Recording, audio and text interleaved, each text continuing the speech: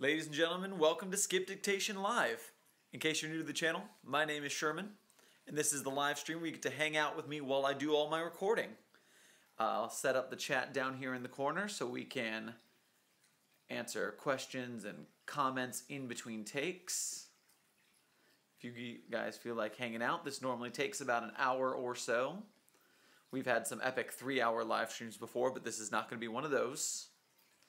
Today we are recording the SHRM's Declassified SCiP Survival Guide for SCP-3043, which is titled Murphy Law in Type 3043 for Murder. And it is one of my very favorite SCPs.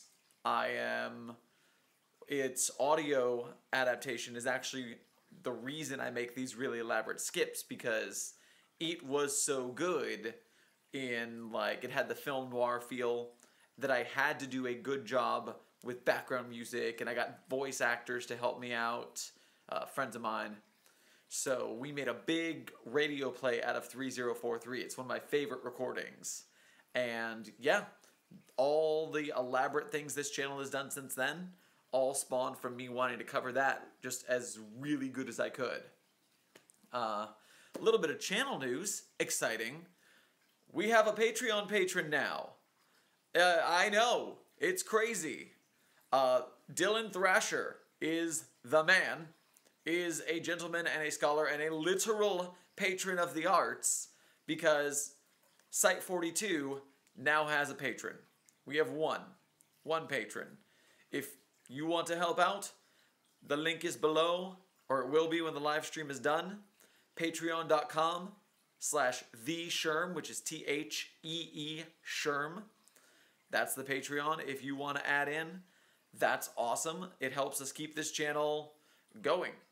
So let's get down to business. We're going to start in with SHRM's Declassified Survival Guide 3043.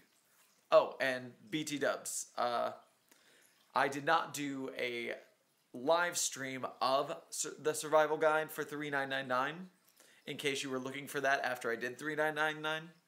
999999. I did not do a live stream for that one because I wanted that first episode to be a surprise. So, surprise, new show! And now we'll do SCiP dictations of those as well. So, without further ado, let's start at the top. Turn the microphone, and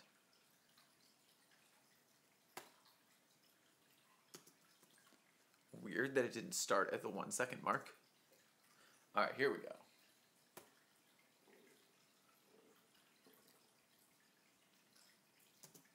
Alright, so my stomach just gurgled. I'm not sure if you heard that.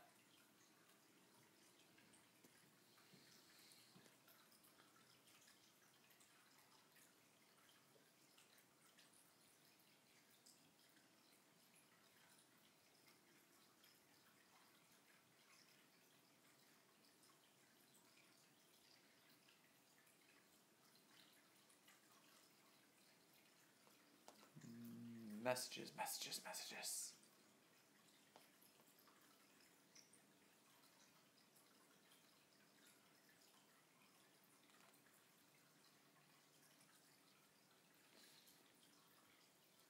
Alright, here we go from the top.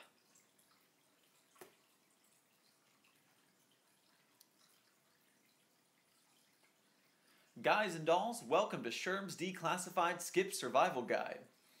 Today we're gonna... Oh my gosh. My microphone spiked so hard there. Oh my lord. Okay, let's try that again, a little more casual.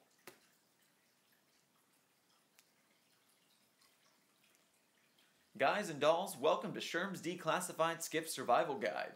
Today we're going to be exploring SCP-3043 by the Great Hippo. This SCiP is one of my favorites, and making the audio adaptation of it is what inspired me to start making more complex SCiPs with music, sound effects, and guest voices. And that led to this series. So if you like this channel, thank the Great Hippo. For my research, I would also like to thank the Great Hippo for basically writing this episode by talking to me via private message on the wiki, as well as TV tropes for being that beautiful well of information. Now let's get started. The short version, SCP-3043 is a 1937 Olympia Elite typewriter, formerly stored in a secure locker at Site-95. Its anomalous property was that it had the ability to rewrite any story that contained it. This included the thoughts you had about the object in your head. Arriving in Foundation custody, it started rewriting its own documentation and the thoughts of containment personnel, who were used to write it into the SCP's... stutter. It started rewriting its own documentation and the thoughts of containment personnel, who were used to write it... And the thoughts of containment personnel. Hey, we got through a paragraph and a half without messing up. That's a good start.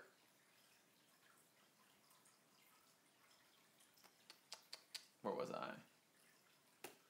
And the thoughts of containment personnel, who were used to write it into other SCP's documentation with a goal of overrunning the entire Foundation database. A containment breach occurred during Site-95. Not during Site-95.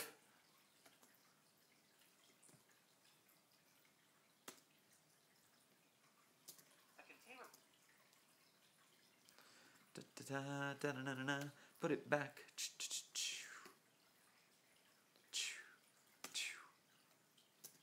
With the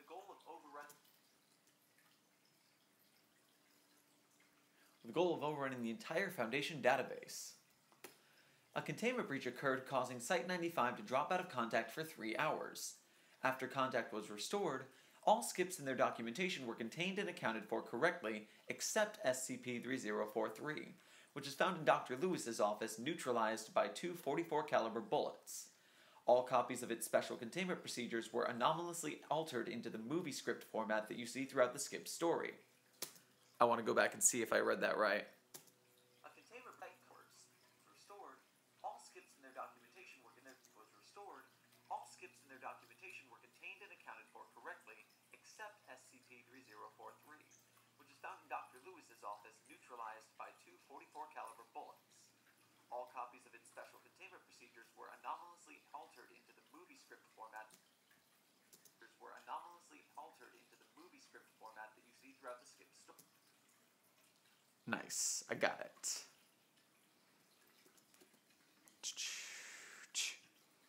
Database. A containment breach occurred. Alright, keep it running, keep it running, keep it running.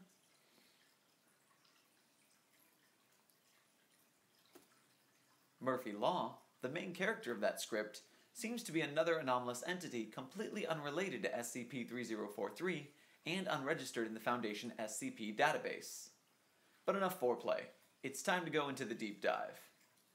You don't need to understand all the tropes of the film noir genre to understand this SCiP at face value, but to get at its seedy underbelly, here's a crash course of the essentials.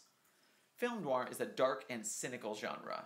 Our heroes aren't necessarily good guys, and even though they are honorable, they're usually ready to get their hands a little dirty for a job that was too much trouble in the first place. Also, being a nominally good guy in a crapsack world, the end of most noirs don't end... Crud. The end of most noirs don't...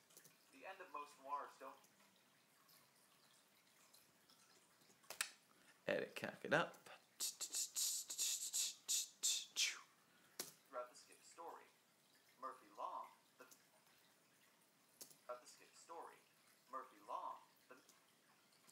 Actually, that's a fine break there. Cut it up, back to this end. Only good guy in a crapsack world.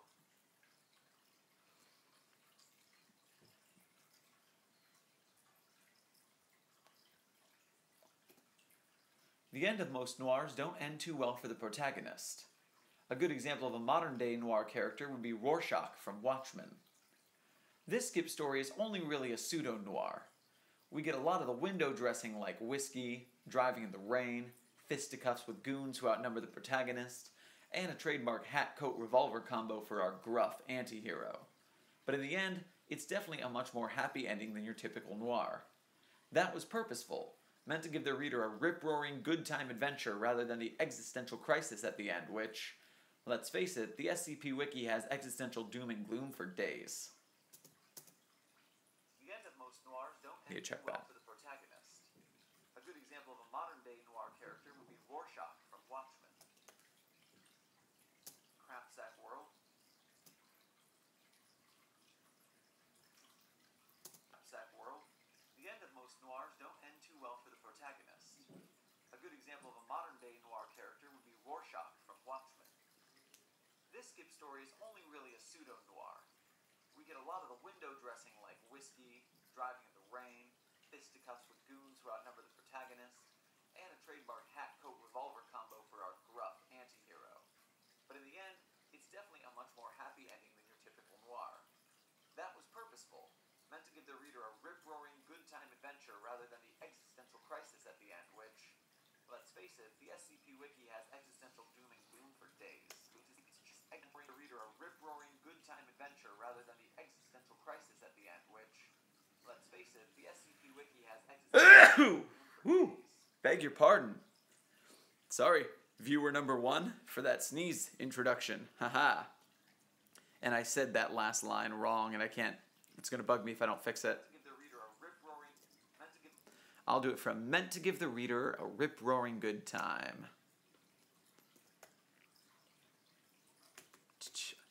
Even in rehearsal, that line always threw me off. Crapsack World. The end of most Crapsack World. The end of most noirs don't. All right.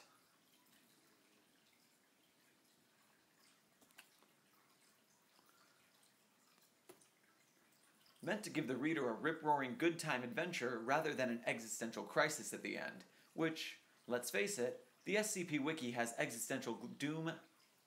Drat. Saying the SCP Wiki has existential doom and gloom for days tripped me up every time in rehearsal, and I'm not sure why. It's not that hard a line.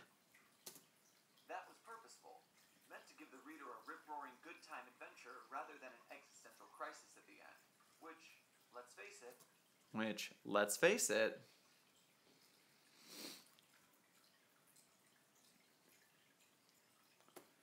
the SCP Wiki has existential doom and gloom for days.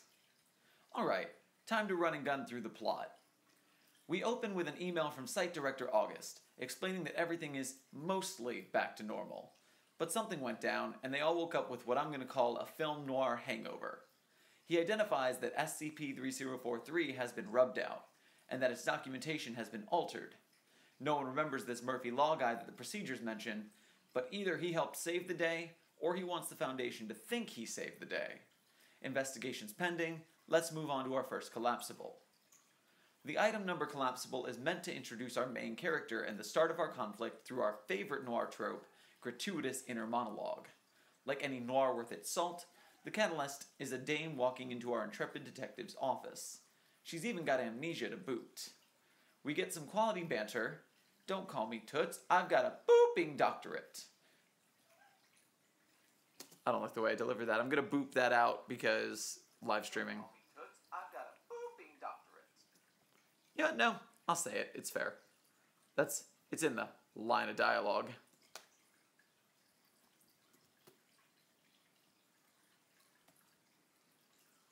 Let's face it, the SCP Wiki has... We get some quality banter.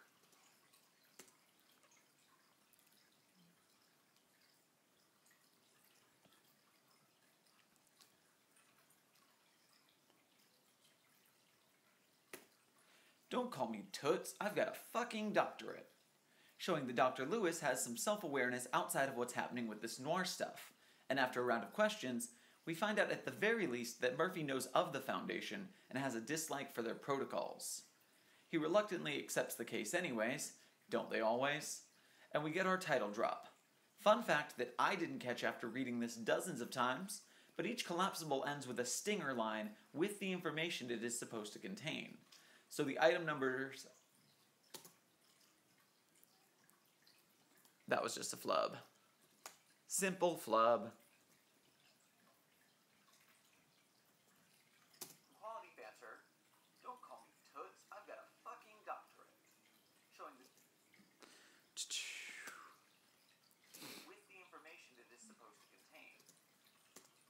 with the information that it is supposed to contain.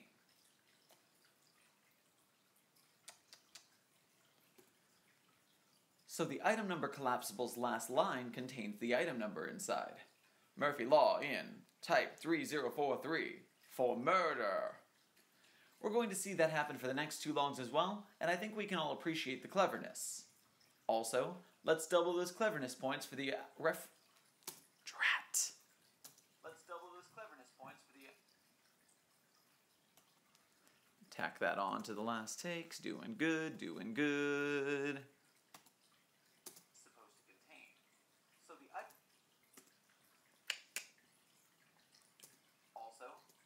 Also,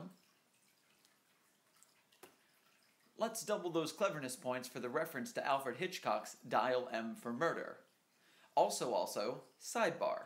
How the hell did we get nearly 100 years from the beginnings of the film noir genre without someone having done the phrase, "I'm Murphy Law. I'm the guy you call when everything that could go wrong did"? That's genius. I will fight anyone who says otherwise. The object class collapsible starts with another out-of-character moment for Dr. Lewis, who recognizes the time jump between scenes. They fill us in with a little more exposition using that old, "oh, my memory is gone, but I remember this detail that's definitely important to the plot" trope, and we turn Murphy Law towards Site 95 proper. Right before he walks in the door, we get the object class stinger. "It isn't safe, Mr. Law. It's Keter." And by the way, I'm going to throw this out here. I get this comment all the time, and I'm probably going to have to make a video about this at some point. I'm probably going to make that after I finish recording this, just to have it to throw out there. But Keter and Keter are both canon pronunciations on the wiki. You can say either one. A lot of people like Keter because it looks like meter, and it just rhymes like that way.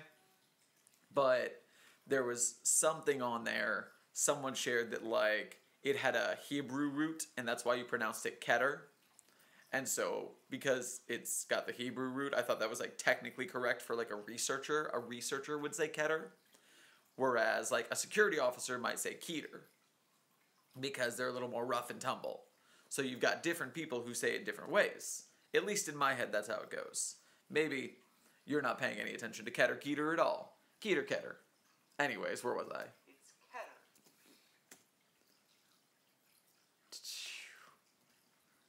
Yep. Note to self. Make Keter video. That way people stop being like, "You're saying it wrong." I'm not saying it wrong. It's your opinion. Ah. Let's double those.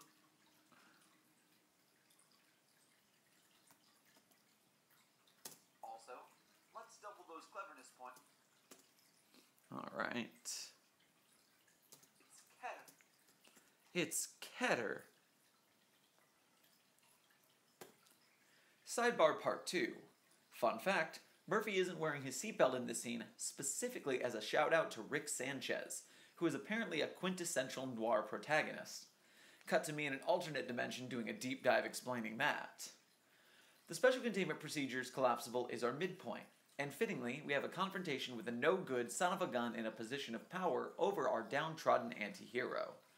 August is the upper-class kind of villain who sends in goons because he doesn't like to get his hand dirty. His single hand. Did I mention that August only has one hand? He only has one hand now. That's my headcanon. Drat. August. Hands. His hand's dirty. He has 2 of them. It's Keter. Sidebar.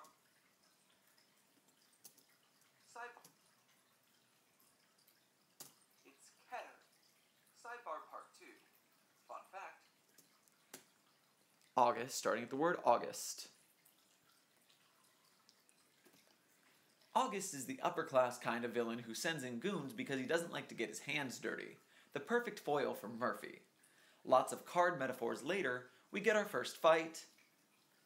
We get our fist fight, not first fight. It is our first fight, but it's also a fist fight, and it's more important to be a fist fight than a first fight.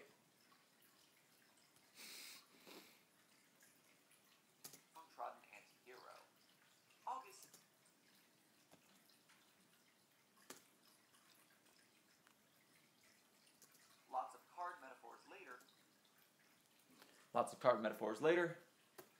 We get our fist fight and a classic plot twist / red herring of SCP-3043 is you, Mr. Law. Finally, the Special Containment Procedure Stinger foreshadows what is ultimately going to contain / technically neutralize SCP-3043 when Murphy says, "If the Foundation can't contain it, I'll have to contain it myself." The description collapsible... Collapsible's a really hard word to say. I'm just throwing that out there.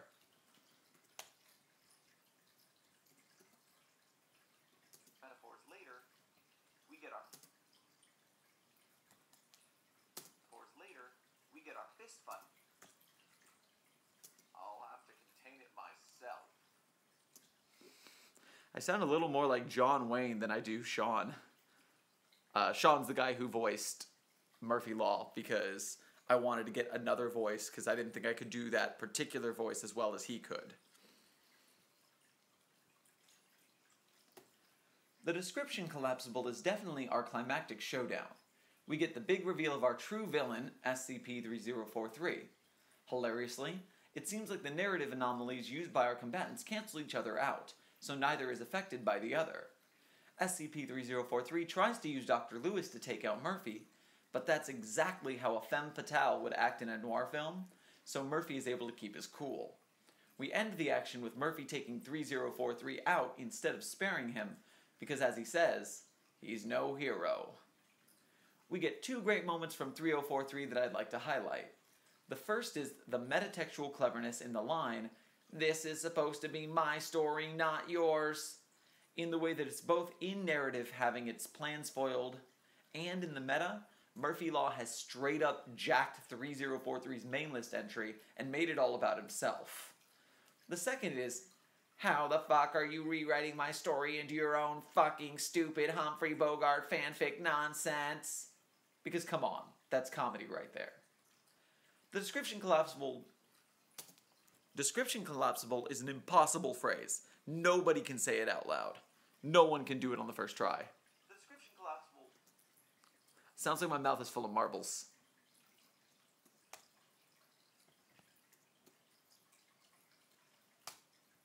Paint it myself. The description collapsible is definitely our climactic showdown. Because come on, that's comedy right there.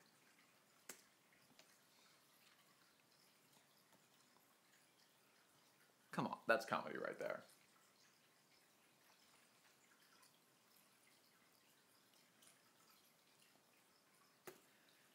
The description collapsible deviates from our set pattern in that the stinger doesn't match, but I'm willing to easily forgive that for two reasons. A, we definitely did get our first description of the object. It was a goddamn typewriter. And in this section, drat, not and in this section, just in this section. I definitely fudged the lines a little bit, but I think I got them out pretty straight audible. And as such, I'm not going to do it because I don't have to hit it perfect. It's my script. If it flows right, it works. The description collapsible deviates from our set pattern in that the stinger doesn't match, but I'm willing to easily forgive that for two reasons. A, we definitely did get our first description of the object. It was a goddamn typewriter. Man, so that's why it's so fun to write your own scripts. Because if you flub it, it's okay. You wrote it anyways. No one can yell at me. I can't yell at me if I wrote it. It was a goddamn typewriter. In this section, and two, the stinger of pulling the paper out of the typewriter and it says, "The end," was way too perfect to pass up. The revised collapsible is the new official containment procedures for the neutralized 3043. It brings us back to wiki format since we've spent so much time in these crazy updated documents that Murphy left behind. But if you look inside the I said left behind. Or I said left behind. Left behind. It's not left behind. It's left behind. It brings us back to wiki.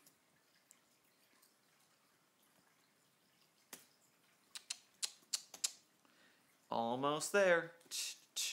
Goddamn typewriter. In this section, writer. By the way, since you guys are here watching this, I don't know if you noticed, or if anyone will notice, but when I'm talking about the description collapsible, I wrote the first article of the list A, and then the second article of the list 2. And that's a Doctor Who reference, not a mistake. So, no one's gonna get that, but you know.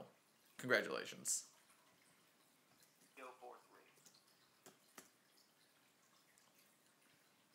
The official contribution for the neutralized 3043. It brings us back to wiki format since we spent so much time in these crazy updated documents that Murphy left behind. But if you look inside the formerly secret final collapsible, we get a scene of 055 smoking a cigarette with Murphy, not trying to contain him, but to enlist his aid. He brushes off giving her a solid answer, but offers that he'll be around, as he wanders off into his murky gray world. 055 drops one of the most cherished lines in film noir history, and we get a guest appearance by Fred because I needed another reason to love this article too much. The credits roll and we end with one more reference, this time to The Postman Always Rings Twice, another seminal work of noir. Work of noir. Another seminal work of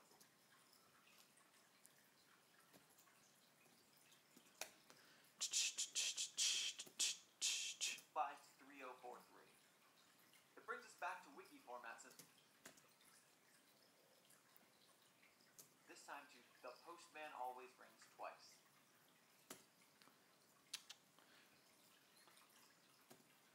Another seminal work of noir. Another seminal work of noir. That didn't sound like what I was saying before, though. It didn't fit the sentence structure, my tonality. This time to The Postman Always rings twice. Another seminal work of noir. Work of noir again. Another seminal work of noir. Did the weird tone thing again. Another seminal work of noir. The funny thing about the film noir genre is that it wasn't exactly high-class filmmaking. Back then, the pulpy detective story was what we'd call B-movies today. Style over substance. Style over Frank Grobe says hi. Hi, Frank. Welcome to the stream. Style over substance. We are at about the 9-minute mark of the recording, and we're in the last 2 paragraphs, so thanks for joining me for the final stretch. It was what we call B-movies. It was what we call B-movies today. Just 2 more paragraphs of this particular script. Always rings twice. Another seminal work of noir. Do do do do do do do do. Style over substance was par for the course, and a lot of questions would be left unanswered. At the end of this, we still have more mysteries than we do answers. Why did Dr. Lewis go to Murphy Law in the first place? How could Dr. Lewis almost resist his powers when... Well... How could Dr. Lewis almost resist his powers when... How could Dr. Lewis almost resist his powers? The next part. In the first place.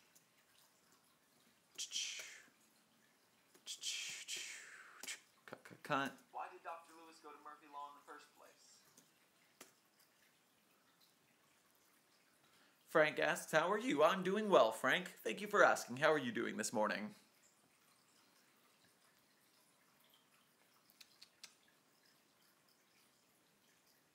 How could Dr. Lewis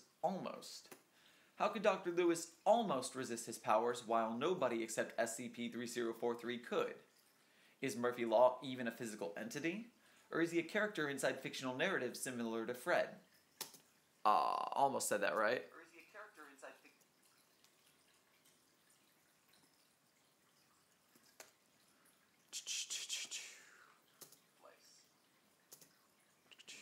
But cut that. Murphy Law in the first place? How could Murphy Law even a physical entity?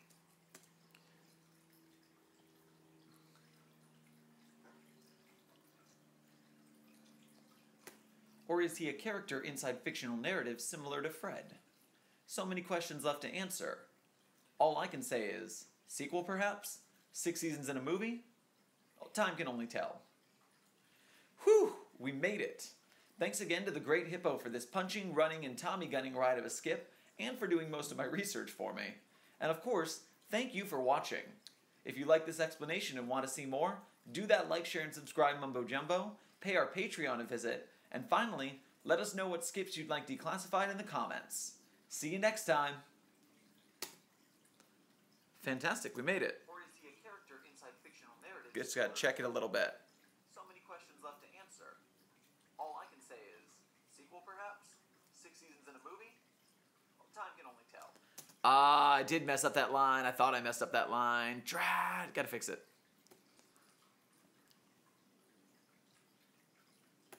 Only time will tell. Only time will tell. There we go. That fits. Cut that. Paste it over the bad one. And wonderful. We have a script. The new declassified is going to come in right at about 10 minutes. 9:45 to be exact. In fact, almost exactly 9:45. Although I'm going to cut a little bit out here and there, so there will be a little bit of a fluctuation. But that is the whole script. And that is just got to have some music edited, little tweaks here and there, and we're all clear. We should be able to release this today or tomorrow. So thank you guys for tuning in to this easy, short live stream. I like these declassified skips. They're less technical, so I can knock them out in like 30 minutes. That's awesome. Thank you guys for signing in. Hope you enjoyed the show. Be sure to like, share, subscribe, all that YouTube-y stuff. If you really like the show, hit up Patreon, which will be down below in a link in just a little bit. Thank you again to Dylan Thrasher, our #1 first patron. Hallelujah! And we will see you guys later. Cheers!